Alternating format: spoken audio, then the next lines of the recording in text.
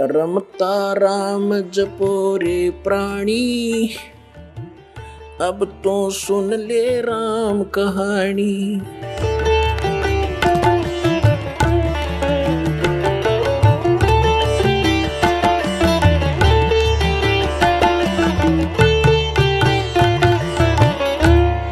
सतगुरुदेव की जय।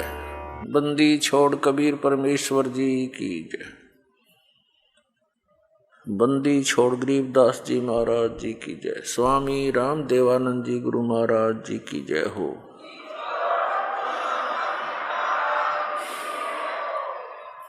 जय इब के सतगुरु मिले, सब दुख आँखों रोए।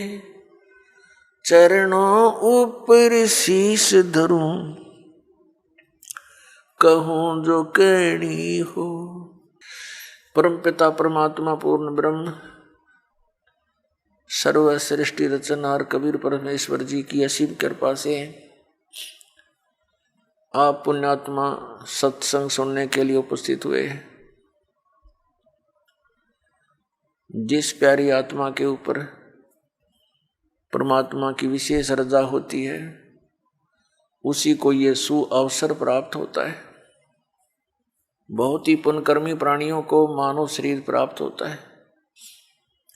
उससे भी पुण्यकर्मी प्राणी वे हैं जो परमात्मा की तलाश में, खोज में लगे हैं, और उनसे भी पुण्यात्मा वो प्राणी हैं जिनको सतगुरु मिल गए। तो पुण्यात्माओं, आप उन तीसरे नंबर के, यानी गुड बेटर बेस्ट, ये बेस्ट आत्मा हो परमात्मा की, आपको सतगुरु मिल गए। अब आपका ये अंतिम जीवन होगा यदि आप आजीवन इस सत भक्ति पर दृढ़ रहे, नियमित रहे। आप सतलोक चले जाओगे। आप आज से नहीं लगे हो भक्ति के लिए, परमात्मा के लिए, आप युगों युगों से लगे हो। आप भक्ति मार्ग पर लगे हो, लेकिन बीच में गफलत कर जाते हो। किसी भी कारण से आपका इस भक्ति मार्ग से पैर फिसल जाता है। आप फिर यही काल के गड्ढे में, घेरे में पड़े रह जाते हो, और फिर से प्रयत्न करते हो इस घेरे से निकलने का, इस कुएं से निकलने का। तो अब आपका प्रयत्न, अब आपका जो इस काल के घेरे से निकलने का ये लास्ट स्टेप रह रहा है। यदि इससे फिर फिसल गए तो हजारों युगों तक आप इस स्टेप पर नहीं आ पाओगे, इस चरण में नहीं आ पाओगे। जो इस सतमार्ग से जुड़े हैं और उनका पैर फिसल गया, तो वो तो बहुत कई हजार युगों के बाद ही फिर पुनः इस भक्ति मार्ग को ग्रहण कर पाओगे। कारण क्या है?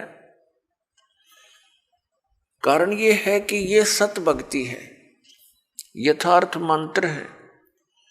इनके जाप करने से आपकी कमाई ढेर सारी होती है, बहुत ज्यादा हो जाती है। और इसका हमने संग्रह करके सतलोक जाना था इस भक्ति की कमाई के बल से, और ये अंतिम सांस तक हमने संग्रह करना था इसका। और हम किसी भी कारण से परमात्मा के इस मार्ग से विचलित हो जाते हैं अंतिम सांस तक कभी भी, तो फिर हम यही रह जाएंगे। और यहां का विधान है कि जैसे कर्म प्राणी ने किया है वैसे फल उसको मिलेंगे ही मिलेंगे। आपके पुण्यों का, आपकी सतभक्ति का ढेर लग जाएगा। जैसे आपको प्रथम मंत्र दिया जाता है, इसमें हमारे कमल है, हमारे शरीर के अंदर ये चक्कर बने हुए हैं। चक्कर जैसे एक मूल चक्र है, फिर स्वादिष्ठान चक्र है, जिसको संतों ने स्वाद चक्र बोला है, और फिर नाभि चक्र है। नाभि कमल भी कहते हैं, मूल कमल भी कहते हैं, अधिष्ठान कमल भी कहते हैं। चक्कर कहो, कमल कहो। संतों ने उसे कमल बोला है, योगियों ने चक्र बोला है। फिर हृदय कमल यानी हृदय चक्र है, फिर कंठ कमल है यानी कंठ वाला चक्र है, और फिर त्रिकुटी कमल है। तो इस प्रकार हमारे शरीर में ये जितने भी कमल चक्र हैं, इन पे एक एक देवता का अधिपत्य है। मूल चक्र के ऊपर, मूल कमल के ऊपर गणेश जी का बैरियर है। ये समझ लो, ये बैरियर है। अपने हम निज धाम जाना है, ये बैरियर है। प्रथम बैरियर है मूल कमल, और दूसरा बैरियर है स्वाधिष्ठान कमल यानी चक्र, स्वाद चक्र, और तीसरा बैरियर है ये नाभि चक्र, नाभि कमल। तो मूल कमल पर गणेश जी वहां के मुखिया हैं, और स्वाधिष्ठान चक्र रूपी बैरियर के ऊपर श्री ब्रह्मा जी का राज्य है, सत्ता है, और नाभि कमल पर विष्णु जी और लक्ष्मी जी, ये इनके साथ ही है। तो परिवार है इनका। ब्रह्मा जी के साथ उनकी पत्नी सावित्री है,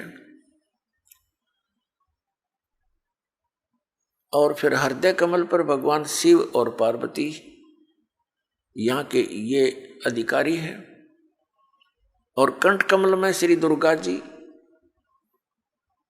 तो इस प्रकार हमने कंठ कमल तक जितने भी ये बैरियर हैं, इनसे पार होने के लिए आपको ये मंत्र दे रखे हैं, प्रथम मंत्र। तो इनकी भक्ति कमाई करके आप जब इन बैरियरों के पास निकट जाओगे, तो आपके बैरियर का मार्ग साफ मिलेगा, और आपकी जो कमाई आपने प्रथम मंत्र में इन देवों की जो मजदूरी की है, साधना की है, ये आप वहां इनका टैक्स देते हुए चलोगे। इस प्रकार हमने सतलोक जाने में ये सहयोगी होते, यदि हम इस भक्ति पर लगे रहे अंतिम सांस तक। और यदि हम इनसे फिसल गए भक्ति मार्ग से, तो फिर क्या होगा? आप जी ने जो गणेश जी के सत्र की साधना मंत्र जाप किया, जो आपको दिया जाता है, तो उस कमाई को आप श्री गणेश जी के लोक में प्राप्त करोगे, वहां गण बन जाओगे। और जब आपके इस मंत्र की कमाई खत्म हो जाएगी उस लोक में, उसके बाद आप फिर श्री ब्रह्मा जी के लोक में जाओगे, क्योंकि आपने वो भी नाम जाप कर रखा है, उसकी कमाई बहुत घनी बनी हुई है। तो वहां आप अपनी पूंजी को नष्ट करोगे देवता बनकर। उसके बाद फिर आप जाओगे श्री विष्णु जी के लोक में, क्योंकि उस नाम की भी जाप की कमाई आपने कर रखी है। और फिर वहां आपके उस नाम की जाप की कमाई समाप्त हो जाएगी, भक्ति कमाई, वो धन, तो आपको फिर वहां से निकाल दिया जाएगा। फिर आप भगवान शिव के लोक में जाओगे, और इसी प्रकार वहां भी आपके पुण्य समाप्त होने पर, भक्ति के इस जो भगवान शंकर के सत्र का नाम आपको दे रखा है, उसकी कमाई नष्ट होने पर, समाप्त होने पर, फिर आप दुर्गा जी के लोक में जाओगे, और दुर्गा जी के लोक में जाकर के अपनी इस पुण्य कमाई को फिर वहां नष्ट करोगे। तो इस प्रकार आपको ये पृथ्वी पर नहीं आने देगा, क्योंकि आप इतने पुण्य बन जाएंगे आपके, और पृथ्वी पर आए बिना भक्ति मिले नहीं। और भक्ति मिलेगी इस कलयुग के अंदर, सतयुग त्रेता द्वापर में आप इस भक्ति को नहीं करते, क्योंकि आप स्वयं ही जो साधना कर रहे होते उसे आपको लगता होता है कि हम बहुत सुखी हैं। और फिर आपको जो सतनाम दे रखा है, जो 2 अक्षर का,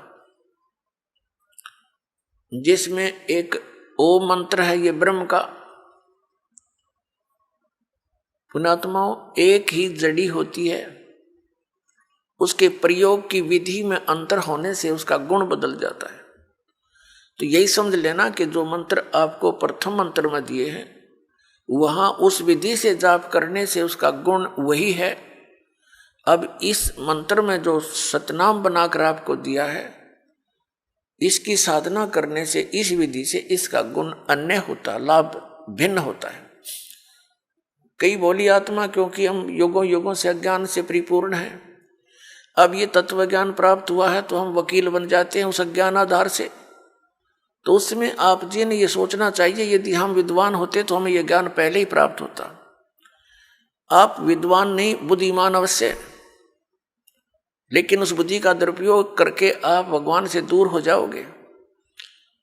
इस दास ने जो मार्गदर्शन किया है ये गॉड गिवन है, ये किसी डूम बाट के गीत नहीं है। तो इसके अंदर आप जी ने बिल्कुल सोचना बंद कर देना चाहिए। उपदेश लेने के बाद, उपदेश लेने से पहले आप बिल्कुल वकील बने रहो, खूब अच्छी तरह निरीक्षण करो हर एक बात का, और तब दीक्षा ग्रहण करो। दीक्षा ग्रहण करके अब यदि गुरु जी के वचनों में आपको अविश्वास होता है तो आपका नाम खंडित हो जाता है, भगवान से दूर हो जाते हो। इसलिए दास सबसे पहले आपको ज्ञान ग्रहण करने के लिए पुस्तकें देता है, सीडी बना रखी है, ये सुनो, देखो, मिलाओ दूसरे संतों से, और जब आपको संतुष्टि हो जाए कि ये मार्ग फाइनल है, सही है, तो दीक्षा लो, अन्यथा मत लो।